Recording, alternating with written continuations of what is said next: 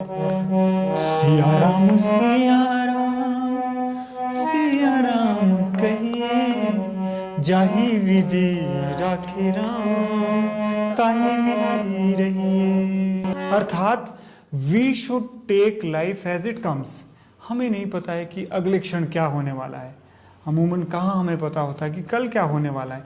इसीलिए जो आने वाला समय है, अगर हम उसे नहीं जानते हैं, लेकिन यह हमारे अधिकार में है कि हम उस समय को किस तरह से जिए, उसकी तैयारी कर सकते हैं। जब भी कोई मनुष्य काम करता है, कुछ भी कार्य करता है, तो उसमें उस कार्य में कर्तापन का भाव नहीं आना चाहिए। यानी समर्पण भाव से ही वह कार्य होना चाहिए, ताकि वह कर्मयोग बन जाए।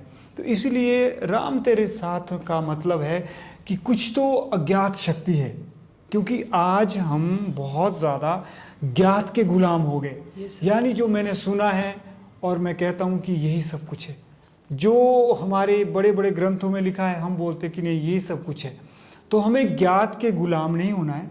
ज्ञात जो है उसको प्रणाम करना है, सलाम करना है। जो भी हमारे सामने ज्ञान कोई बखान करता है, उसको हमें प्रणाम करना है। लेकिन एक बात का ज़रूर ध्यान रखना है कि जब हम किसी को सुनते हैं तो हमें सुनना बिल्कुल नादान की तरह चाहिए। जब हम किसी को सुनते हैं तो हमें बिल्कुल मौनी की तरह सुनना चाहिए, यानी नादान की तरह सुनना चाहिए। और जब हम बोलते हैं तो हमें विद्वान की तरह बोलना चाहिए, मुनि की तरह बोलना चाहिए। मुनि मतलब जो मनन करते हैं, चिंतन करते हैं, बोलने से पहले थोड़ा सा सोचते हैं।